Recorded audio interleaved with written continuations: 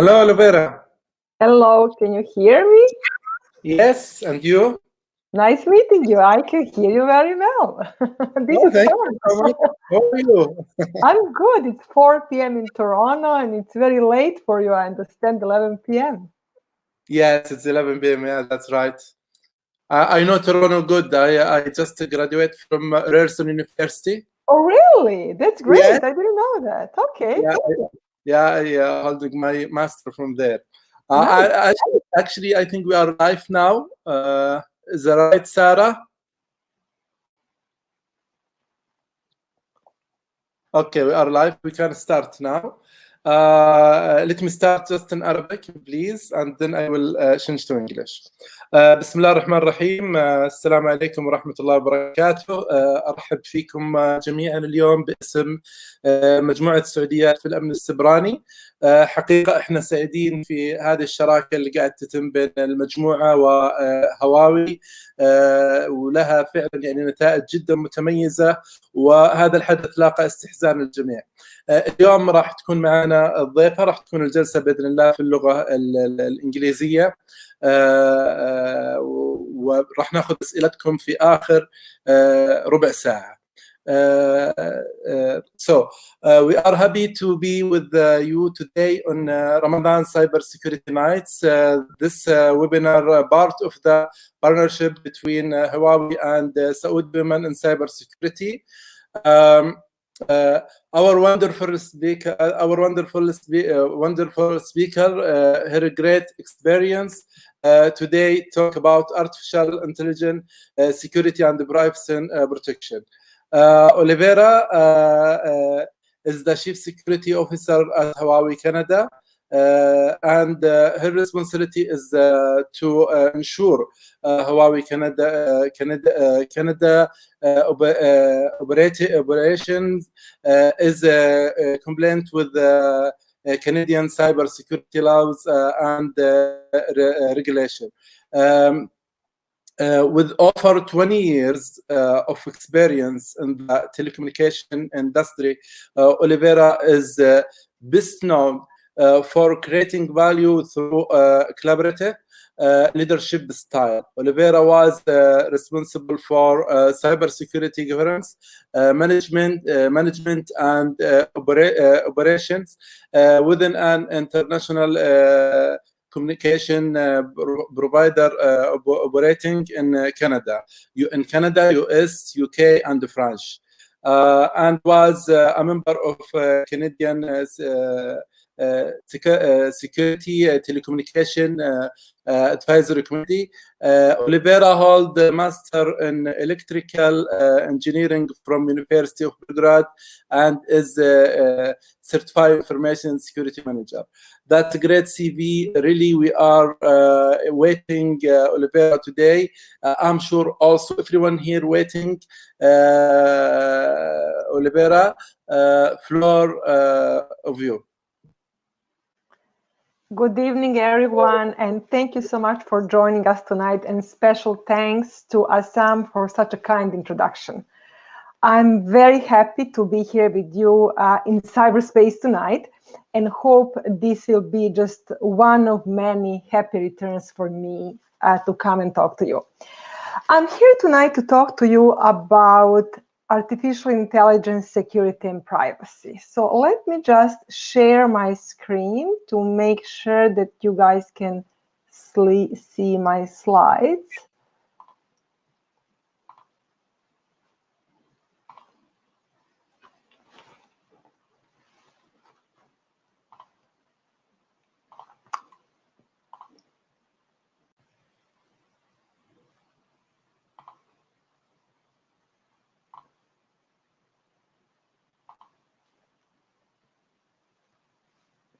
So I'm gonna share application window. I hope this is working well. Can somebody confirm that you guys can see my slides? Sam, can you confirm that you can see my slides?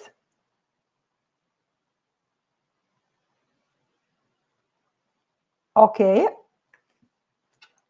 I have to assume that this is working, and then I'm going to go in my application to walk you through the presentation.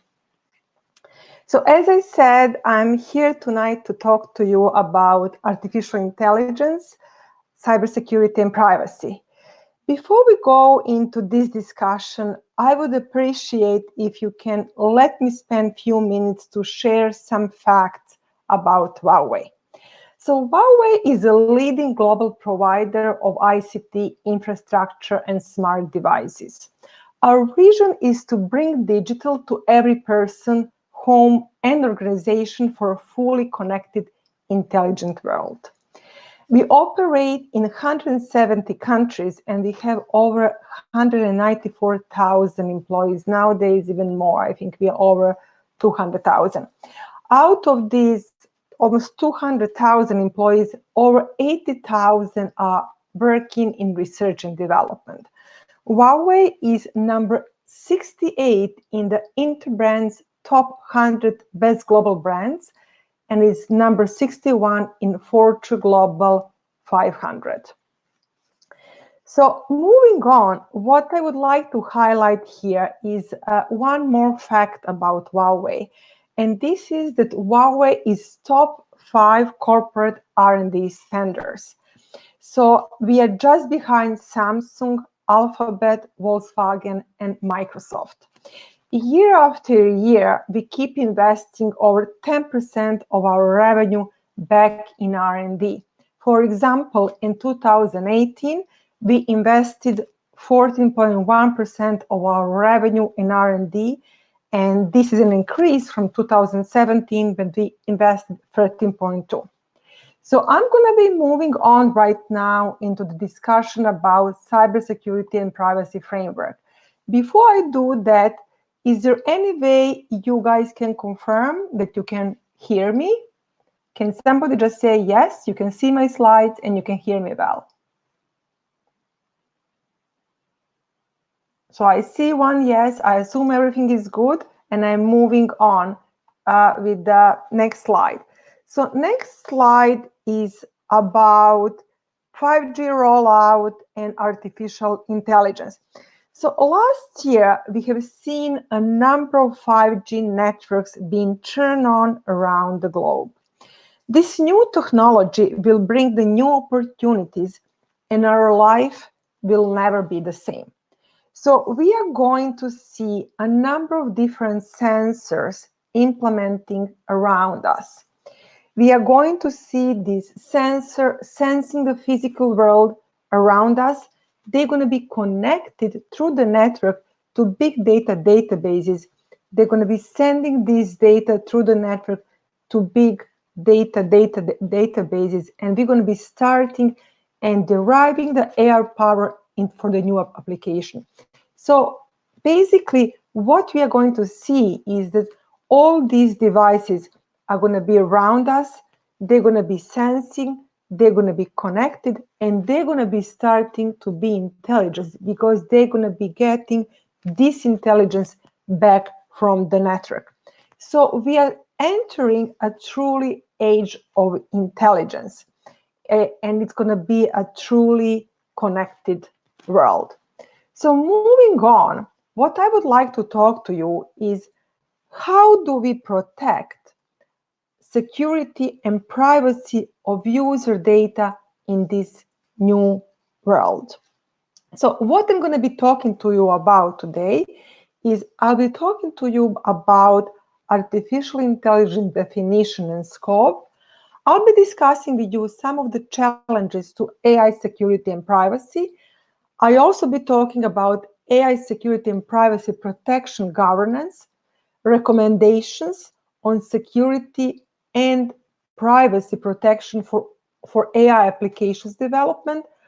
I'm going to be talking about AI stakeholders' responsibilities, and then we are going into a conclusion as what needs to be done going forward.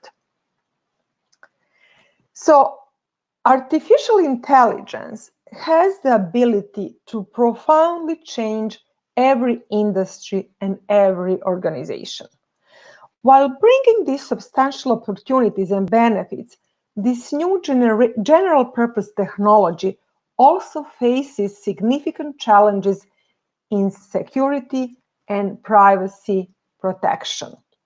The healthy development of AI relies on a governance of artificial intelligence, security, and privacy protection. We at Huawei understand this and have been providing innovative ICT infrastructure and smart devices to carriers, to enterprises, governments, and individual consumers worldwide over the past decades. And we are effectively promoting digital transformation and creating a new enriched society. So industry is yet to propose a unified definition of AI. So in order to actually explain to you what AI is, I'm going to be using looking at the basic characteristics of AI. So on these slides, you see 4 basic characteristics of AI. So first characteristic is that AI is capable of handling very complex goals. Second is it's capable of collecting and combining different amounts of data from different sources. It's extracting the information and knowledge and learning autonomously. And also the 4th characteristic of artificial intelligence is that it's making automated decisions at a different level.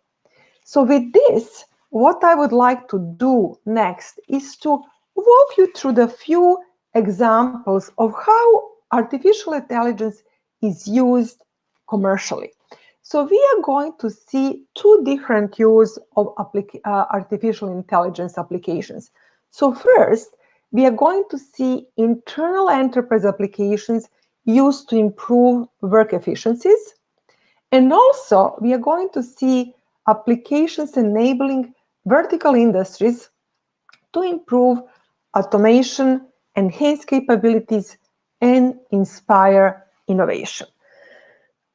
So what I would like to review with you right now is few examples of how these artificial intelligence algorithms and systems are going to be used in internal applications for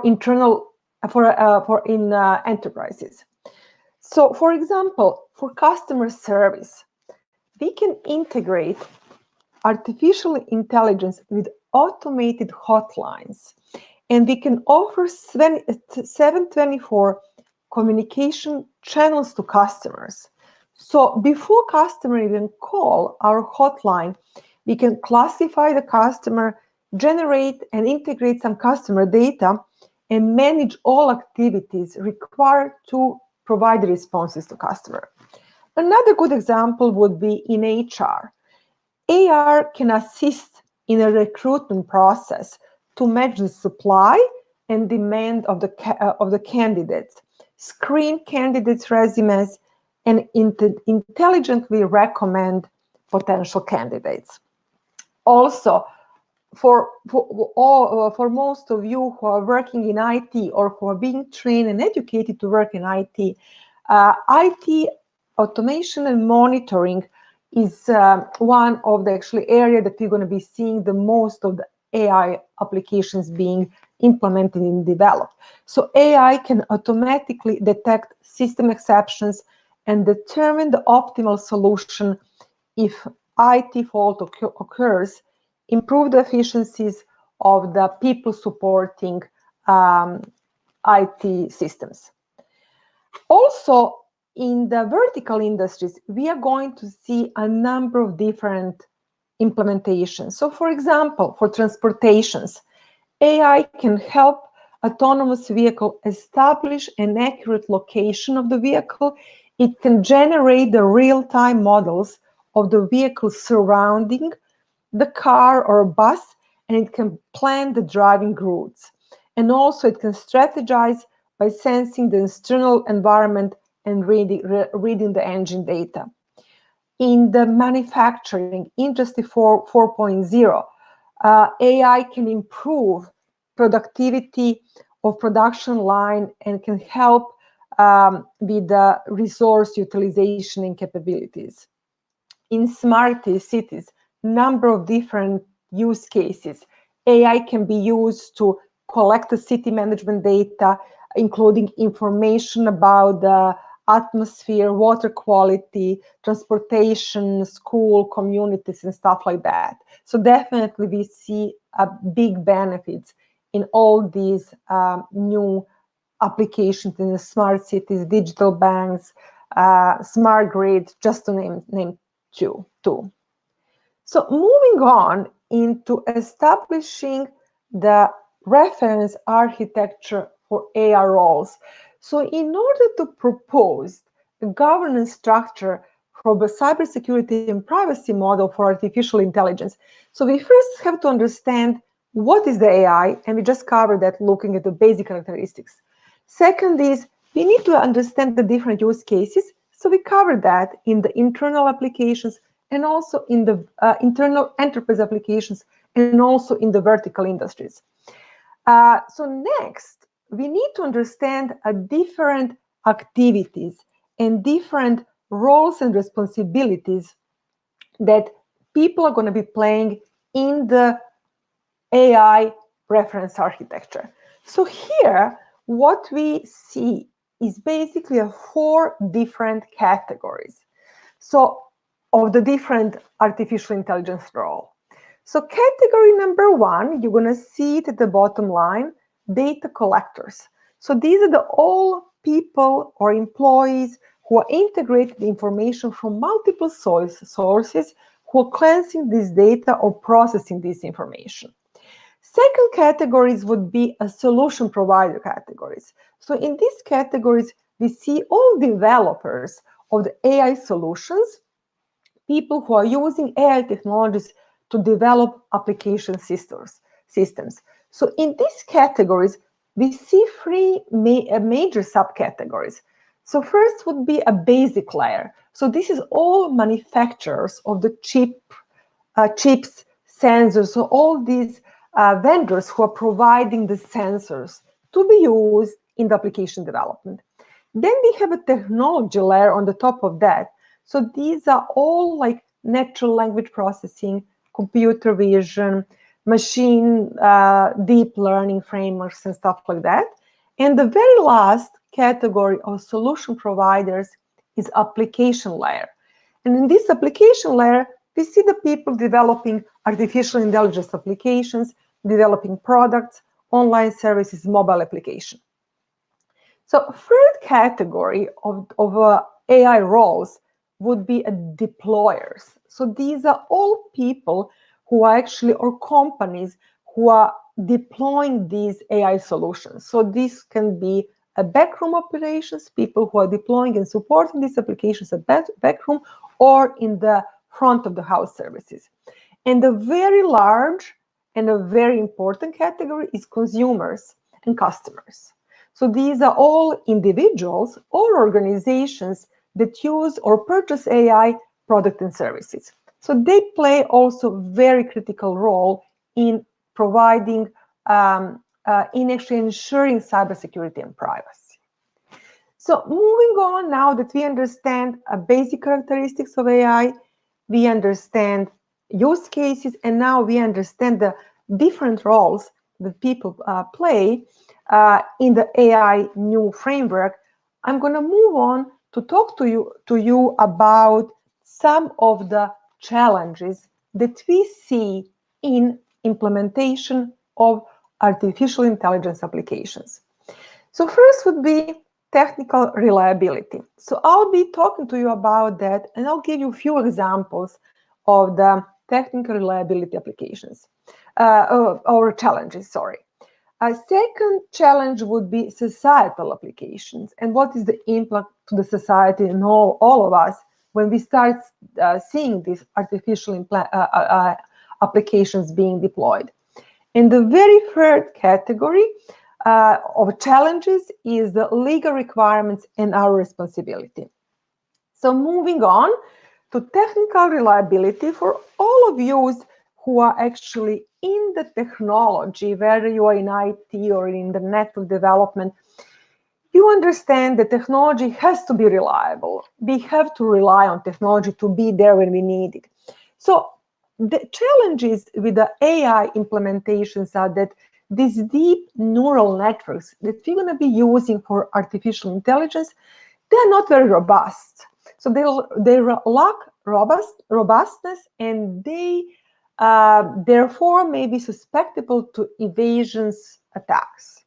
Second challenge is that these complex systems, such as DNN, are not very transparent, and it's not very easy to explain the logic that is being used in these artificial intelligence systems.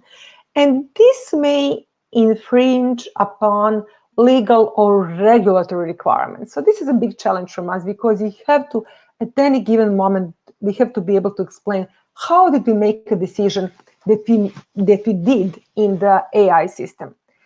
And the third challenge is the huge volume of data that may be originating from a diversified operating environment. So we have to collect and combine all this data.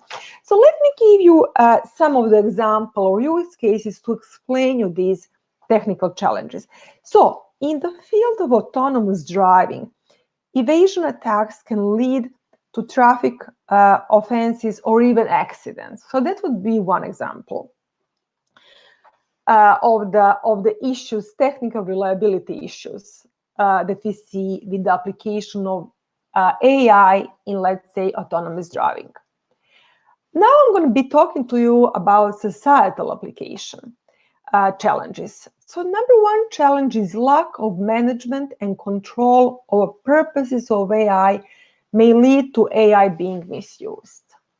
So for us, it's very important that we understand the use case and how we're going to be using AI. We want to avoid this situation when AI is being misused. Second challenge is data quality issues. So because we are combining the data from different sources, we may come across data quality issues that are biased or unfair, or actually that are leading us to unfair judgment. So we have to be very careful about that. And the third challenge is the application developers and deployers who have insufficient knowledge and capabilities may misuse AI system or cause security and privacy incident. So in order to illustrate these challenges, I'm going to give you a few examples.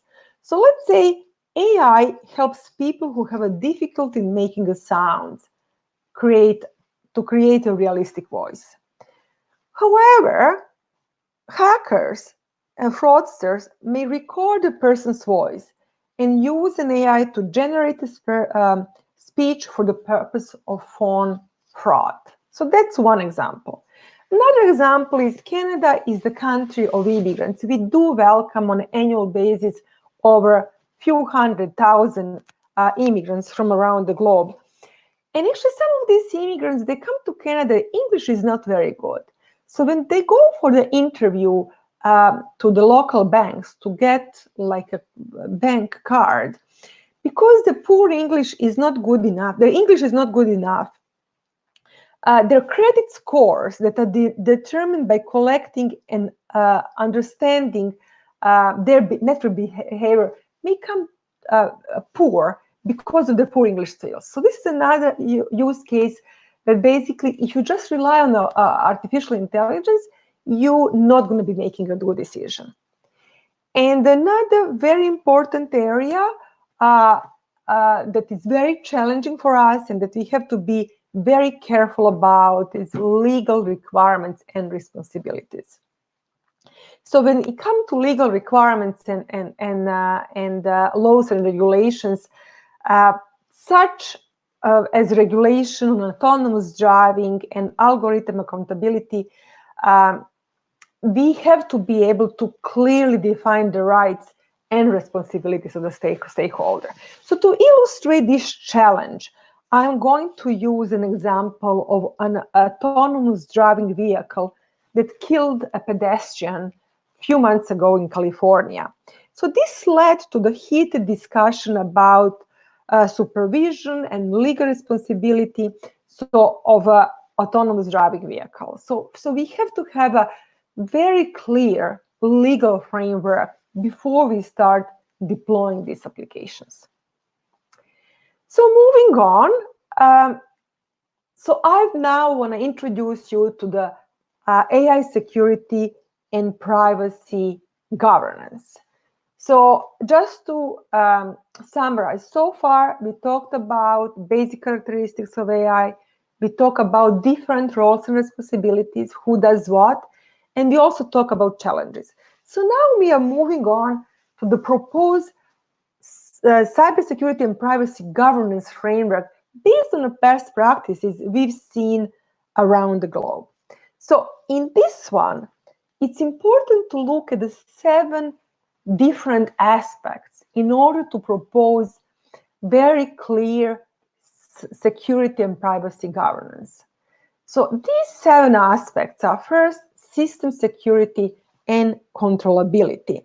So system need to meet the security requirements of being very robust, being stable, and also being able to provide security attestation. So from the system security and controllability, these are very important aspects. Second one is transparency and traceability. So logic such as prediction, judgment, automated actions generated by the system must be explained and transparent. In an AI world, it's very important that we can go back and be transparent about how our decisions are made. Privacy protection. Personal information and data are protected and managed in compliance with the GDPR or other applicable laws. Data and information are shared, and AI development is accelerated by privacy ensured. So that's another third very important aspect of cybersecurity and privacy governance. Fairness. Fairness is very critical in the societal application of AI deployment. Unfairness is inherent in society and is caused by procedures.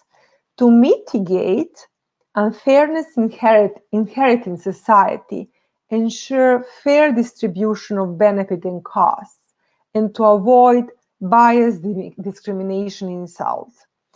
We need to mitigate unfairness caused by procedure, challenge decision made by AI, and seek effective remedies. So this is again very important area of the societal application of the AI. Data management. Data is critical to AI judgment, results, and a model generation. We need to ensure integrity, accuracy, availability, and confidentiality of the data that we capture and collect and integrate into the AI system. Competence. This is a new area. We are marching very fast into deployment and development of AI. We have to make sure that people we are deploying are competent when they're developing it and also when they're deploying it. We need to make sure they have cybersecurity and privacy training and they understand clearly what they are doing. And also deployment objective assurance. AI deployment application must meet requirements of law, fairness, security, privacy protection, and no misuse is actually have to be assured when you are deploying in an AI application. So all stakeholders need to work together to achieve these objectives. And we actually propose this artificial intelligence, cybersecurity, and privacy governance based on the use cases Huawei has developed around the globe. And so these are the best practices. And we'll continue to be working with standard bodies, with different vendors from the supply chain, with governments, and we'll make sure that wherever we implement these solutions or where people are implementing these solutions, we comply with the local laws and regulations. So moving on, this is an example of the artificial intelligence security and privacy protection governance practices. So for us, what we see here, we see 5 different government practices that are very important. So I'm sure some of you who are already working for the corporations are familiar with that. You're probably familiar with the NIST cybersecurity framework. So this is very similar to that. So what we are saying here, for these 5 categories, you have to make sure that in your corporation, you have clearly defined policies. So first group of policies is security and privacy protection policies. So in this category, we have to have clearly defined security policies. We have to have general cybersecurity policies that clearly specify how do you deploy artificial intelligence within the corporation, protecting cybersecurity of the users' data.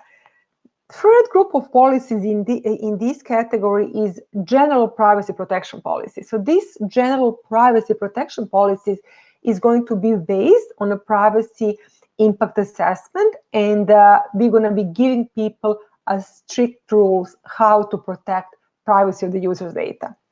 Third, and the last group of policies here is the data sharing and controlling policy. Very important. When we collect the data, we need to understand whose data we're using. We also need to understand what is private data within the data we are using. Do we have permission to use it? Do we have permission to store it? It has to be all clearly defined in cybersecurity and privacy policies. Second group of policies is organization and personnel policies. So here, it's basically of telling people and educating people that everybody in the organization has the role to play when it comes to protecting security and privacy of users' data. So here we're going to be setting the organizations. We're going to be clearly defining who is reporting to who and who has which role across the chain. We are going to, for the application developers, we're going to be looking at the certification related to the full stack solution. So this is applicable for the organization that are developing these solutions. And also very important, awareness and capabilities. So we have responsibility to provide security awareness and privacy training to our people. So for example, everybody at Huawei is trained once a year for the cybersecurity and also for the privacy. So when GDPR was introduced on May 25th, 2018, every single employee of Huawei had to pass GDPR. So this is General Data Protection Regulation that is used in EU. We clearly have to understand what is our role and what is our responsibilities. So we take this very seriously, and all other organizations should be taking this very seriously. So moving on, the third category is the process and product design. So this is again, this category of policies for the people who are developing AI as a product. So they need to be able to do a risk assessment. And based on the risk assessment, they need to be able to do requirements gathering and build them into procedures and for the product development and design specification. So basically, we make sure that security and privacy requirements are built throughout our process and product design lifecycle, and I'll be talking more about that. Fourth group of governance practices has to do with technology. So this has to do with application security enablement, trustworthy framework, trustworthy operations, and trustworthy chips. So this is all for the technology provider, for the vendors who are building these sensors and these chips. And the very last one, and the very important one, is verification. So we have to be able to certify our products, both from the cybersecurity and privacy perspective. We have to certify data sharing and protection measures. We have to certify and verify our awareness and capabilities of full stack solution users and explain and trace the full stack solution. So overall, in summary, this is proposed cybersecurity and privacy protection governance practice. So this is just a high-level frameworks. When people start developing this governance model, these are the groups and family of policies they need to implement in the organization depending on what is their role, what is the objective of the organization. So as I said, for Huawei, cybersecurity and privacy is our top priority. And our framework is built to help customer build resilience based on a trustworthy products and independently verified solution. So what you see here on this slide is basically on the left-hand side, you see that we work with customers and we work with governments and we work with standard bodies to get an input for all the different products that we are developing. Also, on the right-hand side, you see the outputs, the outputs. So the solutions we are building across different domains and product portfolios, we take into account requirements from standard bodies, from customers, from governments around the globe, and basically we build this into the product design, and at the end, we are able to produce the results and also to prove that our products are compliant with the requirements given to us by the government, our customers, and the standard bodies. So we take a holistic top to bottom and bottom to top approach, and all our product development is based on the well-known global standards like NIST, cybersecurity framework, like IPDR, so this is integrated product development, and we are partnering and collaborating with different external stakeholders to make sure we deliver products up to our customers' expectations. So what I would like to do right now is just spend a minute or two with you explaining you how do we do that. So as I said, when we talked about cybersecurity framework, I talked about security and privacy awareness and the role that everybody has to play in the organization when it comes to implementing requirements in the product development. So on this very complex diagram, what you see is the end-to-end process that we go through when we develop the products. So on the left-hand side, you see our communication with the customers. So you see the input we are getting from the customers. We are getting the requirements baselines, and we are collecting the customers' requirements. And basically throughout process, as through the process of design, development, verification, and audit, and then deployment, we do have a milestone and checkpoint both for cybersecurity and for privacy protection. So throughout the product development, actually our engineers, R&D engineers, and also developers, they have to show and produce the evidence that they are complying and implementing these cybersecurity and privacy requirements in the products they are building. We also, on Huawei, within Huawei, have a global cybersecurity and privacy officer and committee, and actually they have an overall end-to-end responsibility for this. Our global cybersecurity and privacy officer reports to our CEO, and actually he has a veto power that if he sees that we are not meeting some of the milestones that we are required to meet, he has a veto power to stop product development and release. So I just wanted to illustrate here on this slide that in this very complex organization with over, as I said, 200,000 employees, every single employee has the role to play when it comes to cybersecurity and privacy protection of our user data. Here on this slide, I'm just explaining a little bit in more details our integrated product development process. So basically, we go through the different phases. We go from the concept design to planning, to development, to quality and launch, and then maintaining the life cycle. And each of these product development process has a cybersecurity and privacy milestone. So once we go to this product development process, then we invite independent bodies and independent labs to come and test and certify our products. So basically, we have independent penetration testers, we have independent compliance tests, we also have cybersecurity labs, transparency labs around the globe. I'll talk about that more on the next slide. And there we test and certify our product, and we also invite people to come and do that. And we also produce a number of different industry certification.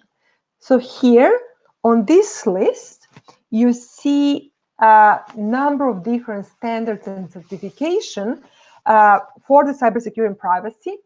So on the very left side, you see that we have over 200 security and privacy certificates.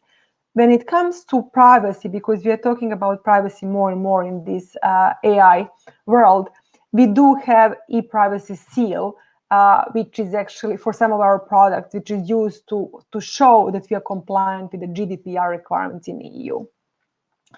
Also, our processes are certified. We do have ISO 27000, ISO 9001, and all different certifications that require to show that our processes are compliant with the global standards. And on the very right side, it's a list of all security standards groups and bodies where we actively work and participate. Huawei has over 17 chairmen or vice chairmen working actively on developing these standards and the active contributors to these standards. So speaking about transparencies, as I mentioned, we do have transparency centers. We have independent labs around the globe. On this slide here, I'm highlighting the one I'm working in, Toronto, Canada. We also have a lab in UK. We have a lab in Brussels, Belgium, in Bonn, Germany, and we have a lab in Shenzhen, China, where people can come and take a look and learn inside out how we develop and certify our products. So I'm just going to be careful with the time right now. So we still have a time, a few more minutes. I would like to spend with you on AI roles and responsibilities and what role and responsibility different players have when it comes to implementing and developing and using AI. So as we said at the beginning of the presentation, we have four different categories. So all of these categories, lawmakers, data collectors, solution providers, deployers, and consumers, they have different responsibilities when it comes to developing and supporting AI when it comes to cybersecurity and privacy protection of the user's data. So they have sole responsibility, and then, as you can see on the right-hand side, we all share some responsibility. So the shared responsibility for all these different categories is we have to be competent. So competence is a shared responsibility. Privacy protection, we have to protect security and privacy of our users' data. And data governance, we have a shared responsibility to govern the data. So on the right-hand side, you see our shared responsibilities. When it comes to solo responsibility, we all have different responsibilities. And just to illustrate that, I'm going to highlight a few. So, for example, data collectors, they have the responsibility to do user authentication. They have responsibility to secure the data and protect data subject rights. Solution providers, I'm going to use, for example, application layer and responsibility of the application developer as an example. So they have a responsibility to implement commercial objectives of the application they're developing, and also they have responsibility to customize model for the privacy protection features, explainability and traceability of the model that they're implementing. Deployers have responsibility to implement assurance, objective assurance, and to control development and operational risks. And then consumers and customers, they also have responsibility to make sure they understand how the product is used. They have to educate themselves to understand how to securely use products and solutions, and how to protect their security and privacy of their data online. So in the interest of time, I'll quickly glance for those of you who are going to school to be educated, to be application development. I also want to highlight, and this is a very high level, that for the application developers, for each phase of the application development, there are different protection solution objectives. So on the left-hand side, in this triangle, you see different application capabilities that you will need to have when you are developing applications. So for example, you have to do data analysis. If you are doing the data analysis, on the left-hand side, you see what is your objective when it comes to security and privacy protection. So for data analysis, you have to provide trustworthy and controllable data sharing. So it's your responsibility to make sure that you know when and how you're sharing the data that you collected about the user. Same for a description, and so you need to understand how do you model self-protection. Next one, prediction. So when you're building this logic in AI, you need to be able to explain your results and you explain the logic you used. Assisted decision. For that one, objective is traceable system. You have to be able to trace the decision you made throughout building the AI intelligence and knowledge base. And the very last one is automated decision and action.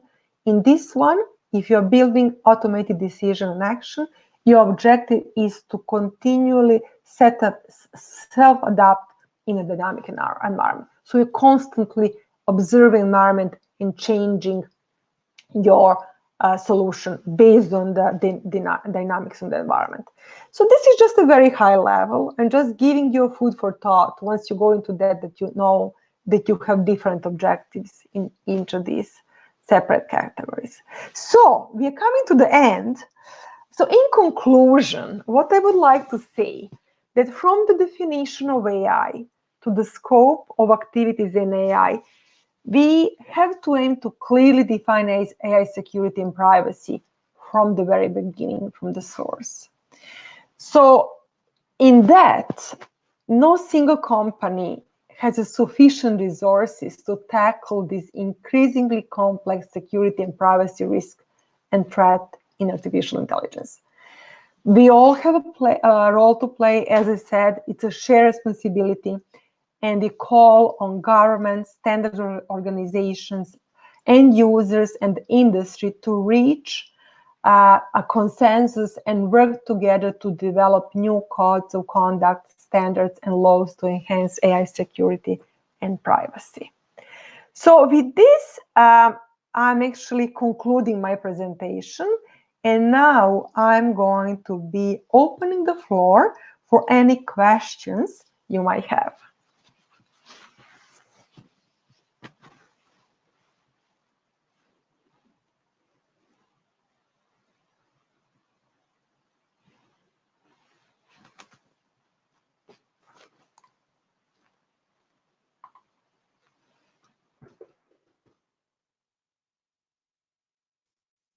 Hello.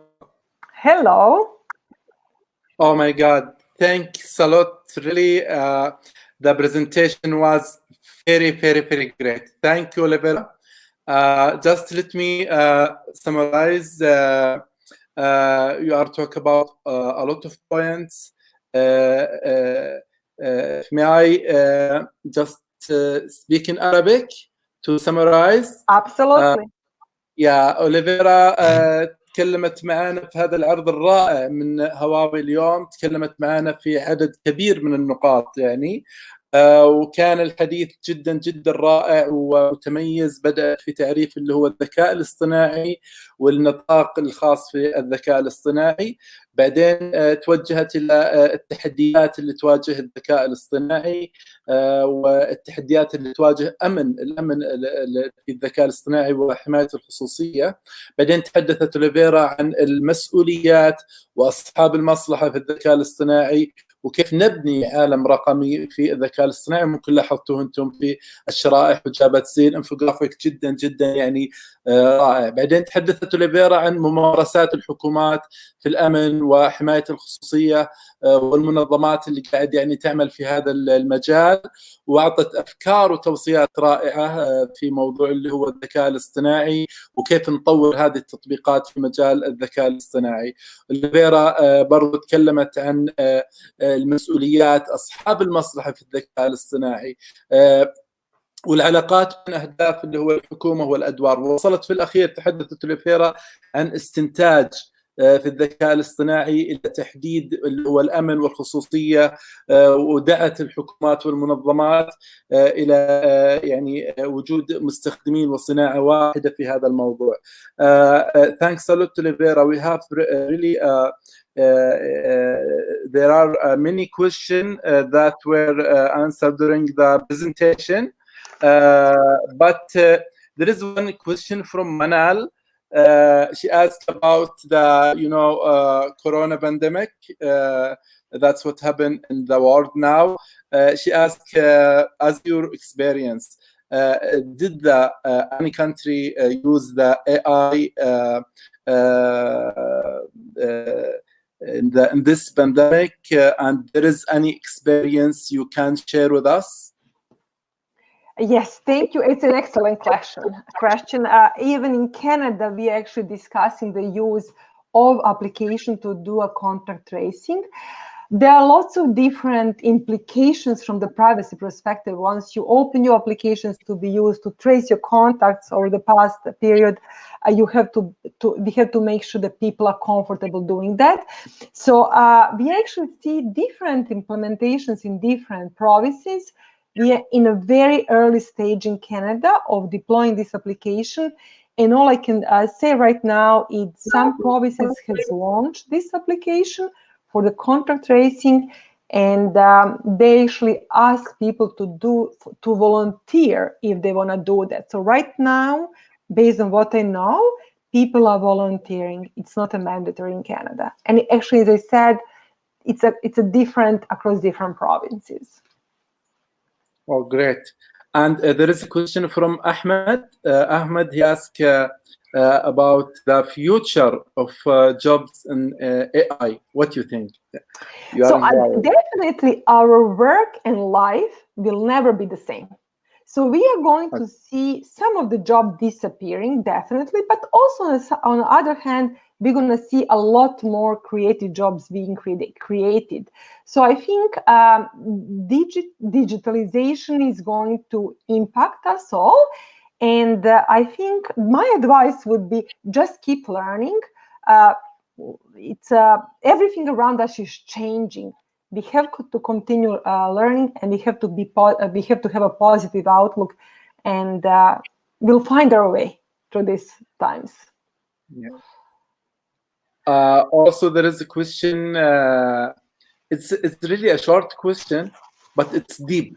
He asked. I think the name is Nada. With AI, how we expect the future in 2050? Oh, it's gonna be very different. So as I said, when I started talking about AI, as I said at the beginning, we are entering a truly an intelligent era. So it's gonna be an age of intelligence. We're gonna see a number of devices around us. they're going to be sensing environment, they're going to be connected, they're going to start being intelligent. So the future is going to be different, but it's going to be bright. I'm very positive. It's going to be different, but it's going to be for better. I think it's big difference. It's going to be a big, very different. Keep learning. Don't fall behind. Also, there is a question: is there international cooperation in the AI and cybersecurity? Yeah, we are calling for that. There are a number of different standard bodies when it comes to cybersecurity that Huawei is participating with. 3GPP is the most known one for the 5G security. So that there is the short answer is yes. And also when it comes to privacy, I'm sure people know about GDPR. So this is a global data protection regulation in EU. So this is one of the strict privacy protection regulations around the globe. And there is a global cooperation on that one, especially for the companies like Huawei that operate in over 170 countries. We are sharing the knowledge and we are connecting people to this work. Oh, great. Okay, last question from me. How is the weather now in Toronto? Oh, it's beautiful. It's sunny. It's not as sunny. nice as it is in Saudi, but actually it's becoming beautiful. There is no snow anymore. It's a good, good day. In May, I know it's good. Maybe now it's 7 or 8 degrees. So let me tell you. Let me check my phone right now. I'll tell you exactly. So it's 7 degrees. But yes, it's sunny. That's it. But it's this is good for Canadian people, but in Saudi Arabia, really, it's cold. I know. I know.